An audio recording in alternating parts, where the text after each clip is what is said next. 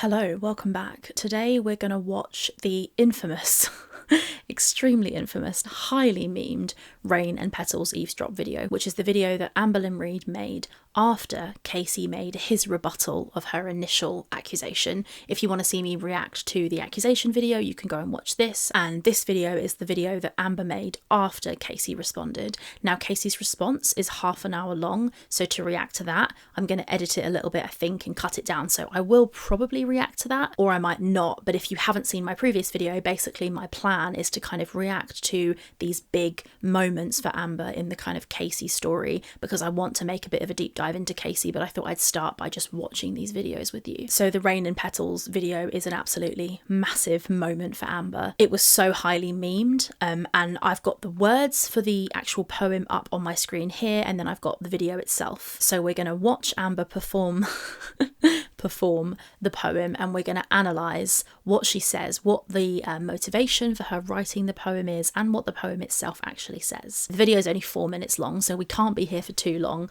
haha, she says. We'll see, but if this isn't your cup of tea, by all means just skip. But we're going to get into kind of the words and the writing and see what we can decipher about Amber and where she was coming from when she wrote this poem. Before we get into that, I just want to show you this clip from a video that Amber made like quite a long time ago. I was finding myself compelled to write a poem. I wrote the poem and I was like, I'm going to do a YouTube video for it, hoping that people would understand what I was trying to convey in the poem. I didn't want there to be anything in the video that people could be making fun of me for. So I was like, you know what? I grabbed the nearest blanket and it happened to look like a rug. Didn't even notice it at the time. So that became a whole joke within the video, which completely ruined what I was trying to convey in the video. What hurts and sucks is that I feel like 80% of the people, maybe more, who listened to the poem didn't listen to it with kind of like a fresh, unbiased set of ears, because it seems to me that the only quote that people mention is the one where I did admit that maybe I did use the wrong word. And what I should have explained more in depth is that I should have used the word coerced, which is where you are forcing someone to do something that they don't want to do. I've just had a hard time with this whole thing. I really, truly have. It has been really horrible for me. I knew this would be brought up, and this is where I start to go crazy. Rain Petals eavesdrop, okay? I want you to go back to that poem, and I want you to listen to the whole fucking thing and not just that part. Because if you listen to the whole thing and you processed it and understood it and opened your fucking ears and your heart and your mind, you would see that what you think it's about, you're freaking crazy.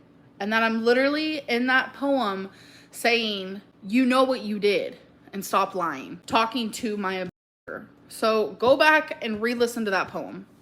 Again, not lying. So there Amber is telling us that if we just watch the Rain and Petals video, we'll get it. It will all become clear. It will all make sense to us. We just need to watch it, listen to the whole fucking thing, her words, and we should have the answers handed to us, right? So that's what we're going to do. And I do have to hand it to her. She performs this poem like she's reading some serious high art. It's quite it's quite inspiring. I dream to have as much confidence in my writing as Amberlynn does. Okay, Amber, let's go. Speaking Up by Amberlynn Reid. Let's see. Who does everyone believe? Let's start gambling our life, rolling dice like knives on a platter. Who will survive? Will it be the false nightmare you spit or the reality I have tied? Okay, so the first kind of lines there, she says, let's see who everyone believes. That's the first line, right? Let's see who everyone believes. So it tells me that her motivation for writing this poem, and she has said this in a video, I'll chuck it somewhere here if I can find her saying it, or it might have been in that clip that I played at the beginning. She cares what people think. She's writing this poem because she accused Casey of something. He said that she was lying, and now, instead of making the 20-minute video or posting the 20-minute video that she mentioned where she goes off on Casey, instead of doing that, she's written this poem. And the goal of this poem is to convince people that Casey is lying and she is telling the truth. So this opening line, let's see who does everyone believe? That's her just showing her hand, like right from the start. And I will admit that quite a lot of this poem is just gibberish. So we won't be able to analyse everything. But that's very interesting to me, you know? Who does everyone believe? Well, it's not you. And then she says, who will survive? Will it be the false nightmare you spit or the reality I've tied? She's only put tied in there to rhyme it a little bit in a minute, but the reality I've tied makes it sound like what she's saying is the real thing and what Casey's saying is the false thing. Who will people believe? It's like a roll of the dice is what she says. Let's start gambling our lives, rolling the dice like knives on a platter. I mean, there is something poetic. And listen, there are people who say like Amber's writing is complete and total swill, and I think most of it is. There are a few moments of genius, right? Even a broken clock is right like twice a day. So that is kind of interesting imagery. You're rolling the dice and then, you know, the knives on the platter make you think of if you're knife throwing. It does give you the idea, the mental image of risk, you know, and there is risk. What she did, posting this video accusing somebody of something they didn't do, was extremely risky. And if nobody had questioned her accusations, that risk would have paid off. But it didn't, because the person did watch the video, even though she thought they wouldn't, and came out and accused her of lying. And she absolutely ruined her reputation by doing this. So in a way, she did roll the dice, you know. Would it be a lucrative video and a content moment, or would it be the end of her reputation? And we know which one it was. Tied to a place of sadness, and now revealed an altar into madness. Why are you going to break the tide and just leave it there? Break the ice and throw the stone and not think twice? Why are you... Yeah, I mean, that whole line just means nothing. Why are you going to break the tide and just leave it there? Like, that doesn't mean anything. What does that even mean? And throw the stone and not think twice. I mean, that kind of, it's got that sort of biblical imagery. There's that story in the Bible. I don't know how much you guys know about the Bible, but Jesus, this woman's cheated on her husband, I think, and Jesus comes over and people are throwing stones at her, and he says, whichever of you who has not sinned, be the one to throw the first stone. And the Bible says they all drop their stones and walk away because they all know that they're hypocrites, because they've all sinned as well, right? It's a nice kind of parable, well, nice-ish, you know, lovely work of fiction. I'm just kidding, but it's a very interesting story. But so this kind of imagery of, are you going to throw the stone and not think twice? It's kind of painting Amber as, you know, the victim again, and Casey's throwing these stones at her, which of course is not the case. You're going to play your sins and call me twice the lies, twice the price, twice the vulgar manipulated web. Spider to friend, friend to spider. Obsessed with her going in the middle of it. I do think that she must have read quite a lot of slam poetry or something, because there is, and you have to admit, although the words are gobbledygook, there is a rhythm to the poem, you know. It's not the worst thing I've read by any means. It really isn't. Of course, it's a matter of taste. There is something respectable about the pattern of the writing and how it's got a kind of a performance poetry feel to it. I will admit that, even though it's crap. But anyway, carry on, Amber. Enemy grudge and love lost. Using my name to put yours in lights. What happened to all the fights all the time? You know what? Using my name to put yours in lights is actually quite a good line. Of course, that's not what Casey did, but that concept, using my name to put yours in lights, I actually respect that as a line. I think it's actually kind of quite a clever line, although if you look at what it actually means and what she's actually saying, it's awful. So what she's basically saying there is, using my name to put yours in lights kind of suggests that Casey is using Amber's platform and Amber's fame to make himself look good. But that's exactly the opposite of what happened. Amber used her platform and her fame to attack Casey and make him look bad, at which point he then, rightfully so, used his own platform to clap back at her, which is a completely fine and very justified thing for him to do. This is just more victim mindset from Amber. Times they turned into goodbyes. No, I am not perfect in any way. No inside the lines, no glitter outside, no gracefully worded rhymes. No playing perfect like you've begun a show that keeps haunting me. The haunt is the demon I'm trying to escape. Her pronunciation of escape is horrible.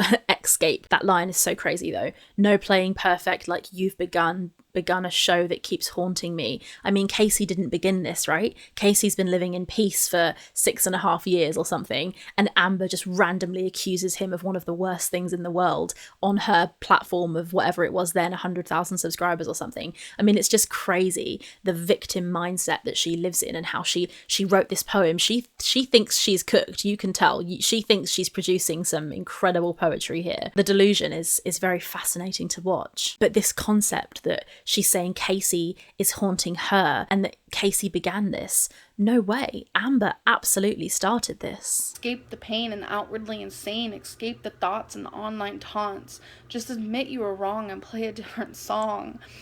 And the way she reads that is so iconic. Just admit you were wrong and play a different song. Like, that is so famous in girl world. So iconic, her writing that line. And it's so silly. Admit, you know, asking the person who you've accused of R word when they didn't do it, and asking them to admit that they were wrong. The delusion that she lives in, that she would double down so hard on her victim status and he did that to me status and storyline, I suppose, is wild when she knows that he didn't do it. She just lives in a land of her own creation, and it is honestly fascinating to watch, to look at somebody so passionately and fervently reading a piece of poetry that is accusing somebody of lying when they haven't lied is actually so crazy. She must be such a strange individual to know in real life. She really must be. The fact that, I mean, she deleted this poem for a start. We'll get into a bit more of the lore of the poem once we've listened to the whole thing, but crazy. But the fact that she deleted it is just so fascinating. She knew it was a fucking lie and she could not in good conscience leave it on the internet. Casey's response is still up 8 years later. What does that tell you? Admit the guilt you've sown like a misguided basket case of poisoned sentences. My life is my story, but yet you've written a chapter. Oh, that's very cliche. My life is a story, but you've written a chapter is a massive cliche. I mean, we're not here to analyse the quality of her writing. Not really. I mean, it's more the kind of theme of what she's saying. But yeah, that's so funny. Admit the guilt you've sown like a misguided basket case of poison sentences. If you read it with enough welly, it kind of does sound okay. If you don't analyse it and you don't know what it's about and you don't think into it, it actually sounds okay. It does sound like a piece of performance poetry. Admit the guilt you've sown like a misguided basket case of poison sentences. Like, there is something creative there. I will admit that for sure. But, you know, nobody's saying that Amber's not a creative individual. I'm sure she's got some things she's really good at. I'm not saying the poem's good, but there are some moments that are interesting. But that, what's she even saying there? Admit the guilt you've sown like a misguided basket. And then she calls, basket case of poison sentences. Watch this, she's claiming that Casey's a basket case who has said a load of poison sentences, which is really ironic because Amber is the one who lied about him and is still lying about him in this poem, which is in fact a basket case of poison sentences. So there is some beautiful irony if you look for it. The chapter has torn pages, scribbled words of false advertisement. I'm my own narrator, yet you stole the pen to deny, to lie, to pry in a life that was fine. Here are the facts.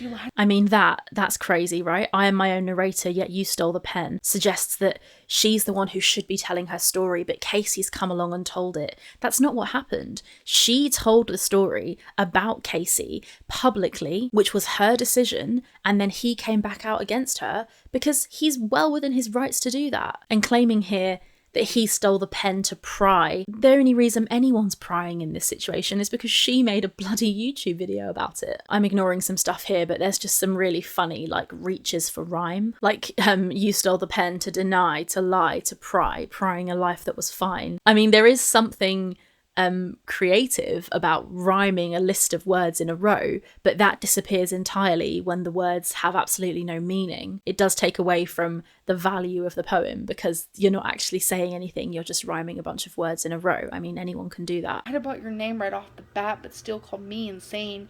You put a ring on my finger, promised me forever, yet you kissed her. I don't think Casey ever actually did put a ring on Amber's finger. Am I wrong about that? I don't think so. Also, Amber is the one who kissed a girl behind Casey's back and cheated on Casey with Crystal, just to be really clear about who was cheating on who in this situation. You kicked and screamed till it was making hate. Forget making love when the love was gone. RAPE, rain and petals, eavesdrop. I used the wrong word. Rain and petals, eavesdrop. I used the wrong word. Rain and petals, eavesdrop. I used the wrong word. Fucking hell, they put Chantal in the middle of the video. My mental hygiene. That's so funny. I'm going to scroll back a tiny bit. So we've got that there, the classic RAPE, rain and petals, eavesdrop. I used the wrong word. So that, I mean, she admits there that she used the wrong word, and she goes on to kick off and be annoyed that she put that line in there and everybody focused on that line. But that line is her admitting that when she accused Casey of the R word, she shouldn't have, because she used the wrong word. So that is the essence of the poem. She's writing a poem saying, Casey, you're a liar, you're a liar, you're a basket case, you're creating a narrative, you know, you're lying basically, and let's see who people believe. But then later in the same poem, she admits that she used the wrong word. So she accused him of when she shouldn't have. So that is why that line was so focused on, because that was the crux of the meaning of the poem. Also, if you didn't want that word focused on, you shouldn't have put it in 3 times. One of the key things you learn when you write poetry is if you repeat something, there's a reason, right? You put repetition in to hammer a point home. So it's just funny that she would put that line in 3 times and then be mad that people focus on it. I also want to talk a little bit here about her choice of words. So this is the central part of the poem, you know, rain and petals, RAPE. Why has she chosen rain and petals? So both of those things, I think, have a connotation of being either romantic. So petals have a kind of romantic, you imagine petals on a bed, they're very light, very gentle, they're not going to cause any injury or any harm. Petals make you think of a wedding or a honeymoon, they're very romantic. And then rain, I mean, if you imagine rain falling, sure, there are some people that think of rain falling as being a stressful thing or a scary thing, but I think more often than not, rain falling outside is kind of a soothing thing if you observe it from the outside. Sure, rain falling can cause massive destruction, which we know, but I think both of those things, rain and petals, neither of them have particularly negative connotations. I just imagine her sitting there writing that poem, and I look at that phrase, RAPE, those are the letters, right? Rain and petals, eavesdrop. And also she's not saying eavesdrop, she's saying eavesdrop because she doesn't know how to pronounce the bloody word. I'll touch on the eavesdrop in a second, but she could have chosen any, right? RAP, she could have had P, she could have done P for punches, she could have done P for punishment. There's lots of other things that a P could stand for. The same sort of thing with R. You could have said revenge. Imagine if she'd have said revenge and punishment and then something for the E. I used the wrong word. That would be far more powerful, right? But the fact that she went for rain and petals is just so interesting. And then we have the word eavesdrop. I mean, why?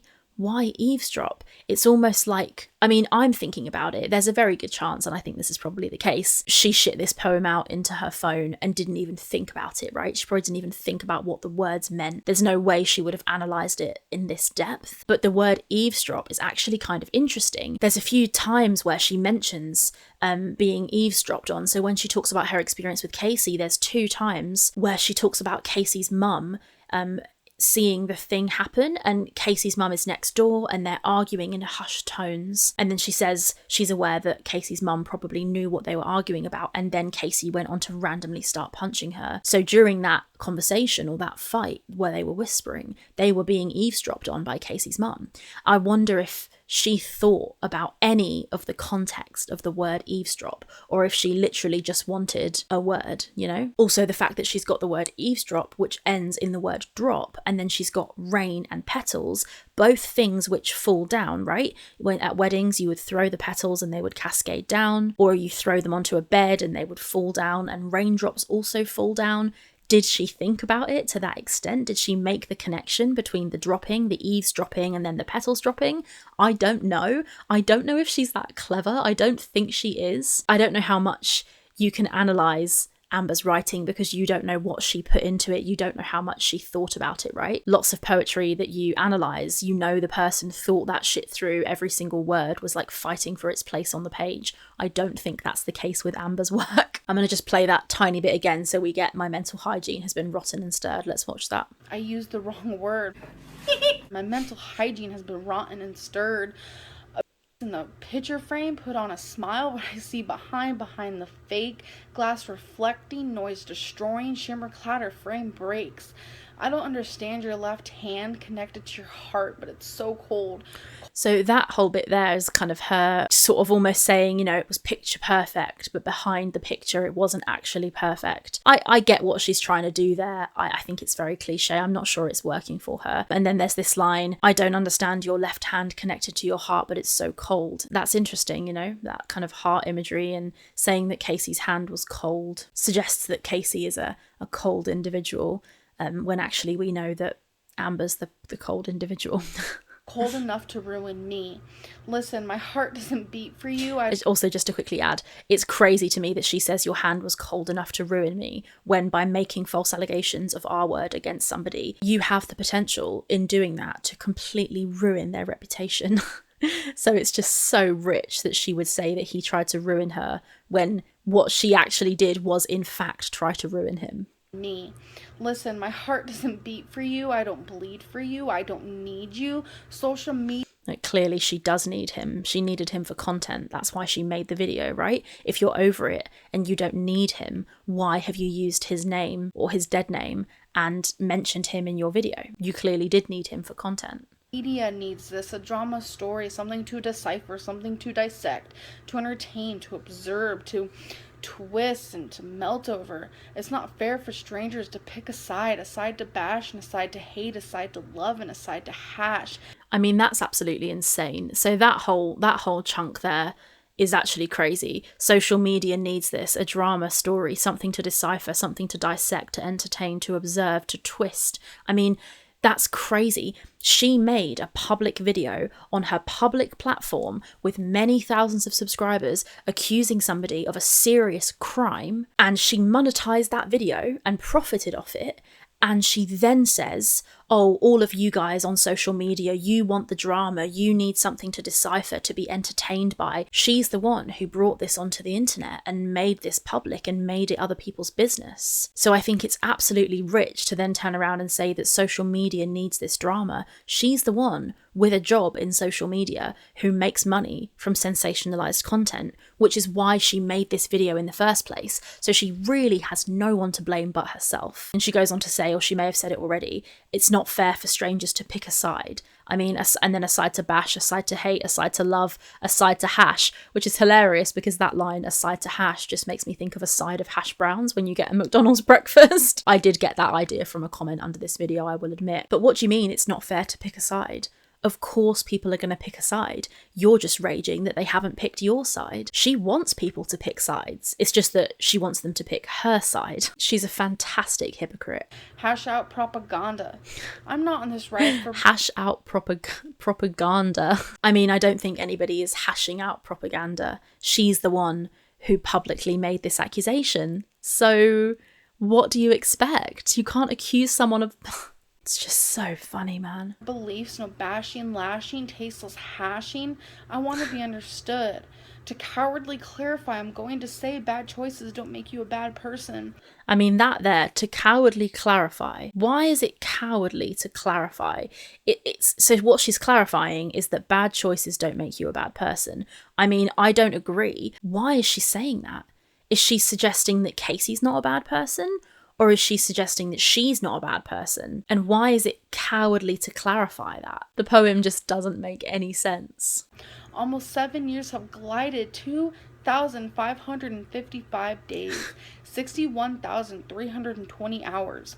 You know, when she did the math on that, she thought she absolutely cooked. You know, she was like, what was it, 7 years? How many, Google, like ChatGPT, although that wasn't around at the time. How many hours, how many days are in 7 years? And she put that in there. I bet she was like, oh, fuck yeah, this is incredible. It's just funny. I've cried, I've laughed, I've loved, I've lost, I've tackled, exposed, won, succeeded, failed. I've grown, I've learned, I've moved on, healing along the way.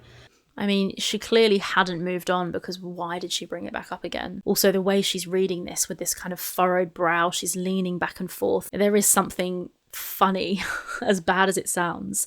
I can see why this got so, like, seriously memed at the time. The moon moved from the sun and roses blossom on my favorite weed as I place a hand on my... What does that mean? What does that even mean? If I try and be charitable, I've moved on, healing along the way. The moon moved from the sun. I guess that means time passed, right? Does the moon move from the sun? No. Well, the moon moves around the earth and the earth moves around the sun, so it doesn't move away from the sun. Well, I don't know. Anyway, that's all a little bit astronomical. Roses blossom on my favourite weed. I mean, that's the second mention of something rose related, which is very interesting. Could that mean, I don't know, is she a weed and she's saying that flowers have bloomed from a bad thing? I don't know. There isn't much there, is there? There isn't much substance. Okay, let's let her carry on. My blood red heart, hoping one day it'll all be gone. Everything written with the unhealthy circumstances, all the tears that stained my pillowcases, the cruel, hateful comments I received in anger, the wrong assumptions everyone made, the thought of wishing myself off this jaded earth and the... I mean, that's just so victim mindset-y. That's basically a threat of end of life stuff. You know, wishing myself off this jaded earth is a dramatic way of saying that the comments that she got made her cry into her pillowcase, which got stained, and the hateful comments that she received in anger and the wrong assumptions have pushed her to not wanting to be on this earth. I mean, that is her claiming that she's threatening that she doesn't want to be alive anymore. And that's interesting, considering that she started this and Casey showed proof. At some point, he shows her texting him after the fact, asking for sex tips. And she's like, oh, everyone, you know, had wrong assumptions about me and they were born out of anger. Girl, what you did was awful. It's just mental. She does not understand accountability whatsoever. The lies you placed in my reality, specked and spiked and broken down, still standing through all the sound, tearing apart at the seams, I covered all the screams so silent yet so loud, profound, profoundly intense, and ending this final dance, knowing what you did and saying you didn't. Such a lovely story. Wow, my goodness me. I'm just going to drag back that line again, just one more time. Tearing apart at the seams, I covered all the screams so silent yet so loud, profound. I love how she pauses and goes, profound. Like she so wishes that this was profound. If ChatGPT was around back then, I would be convinced, absolutely convinced, that she wrote this with that. Then again, it's nowhere near good enough for it to have been created by AI. And by good, I mean, you know, robbed other artists of their work to create something which seems like it is good when actually it's just stolen. She says there, she covered all the screams so silent yet so loud. I mean, so silent yet so loud is an absolutely huge cliche, but I wonder what she's trying to say there. You know, she's trying to say she was muffled, she was silenced. She needed to say what she went through, but she couldn't. It's more poor me, big cry for Amberlynn Reid, I'm such a victim. When, once again, you started this, you know? You lied about someone, regardless of whether you say you didn't, you did. How can you double down on something that everybody knows that you're lying about in the face of all of that criticism? You must be actually kind of stupid to do that, you know? Anyway, let's let her round it off. Profoundly intense and ending this final dance, knowing what you did and saying you didn't. Such a lovely story. The way she goes, such a lovely story, and then like smiles and puts her hand towards the camera to turn it off. Crazy. We ask ourselves, like, why did she write this poem? We said that at the beginning of the video, or, you know, I mentioned at the beginning of the video, what was her motivation? Why did she do this? And she ends it the same way she started it, knowing what you did and saying you didn't. Such a lovely story. It's crazy because what Casey says he didn't do is the R word, but then Amber says in this poem I used the wrong word. So did he do it or did he not do it? Did you use the wrong word or did you not? And then ending there, a poem about how your alleged said that they didn't R word you when they did, and then you call that a lovely story. Like, that's pretty crazy. Anyway, those were my initial thoughts for the whole Rain and Petals thing. I think Amber's motivation throughout this whole poem is clear. There's repetition of her wanting to be seen as a victim and her wanting to call Casey a liar. That's pretty much it. There's no real mention of Casey doing anything in the poem. It's just kind of like a navel-gazing circle jerk of Amber's own feelings and her pointing the finger at somebody else and calling them a liar, when it's far more likely that she's the liar. As I've said, the fact that Amber even made this poem, to be honest, is quite insane. I'd be very curious to hear what you guys think of it and what you thought of it when it came out and what you think of it now. And what do you think of Amber doubling down on her accusations against Casey, even though she's admitted in the past that, you know, the accusations she made were the wrong word, but then now she's doubling down and saying that everything she said was 100% true. It's one of the worst things Amber's ever done, I think, and there's a lot to choose from. Anyway, thank you very much for watching and for watching all my videos recently. You guys are amazing. I appreciate you so much. You guys interacting with my content means more to me than you'll ever know. So thanks. Okay, thanks for watching. I'll see you guys later. Bye.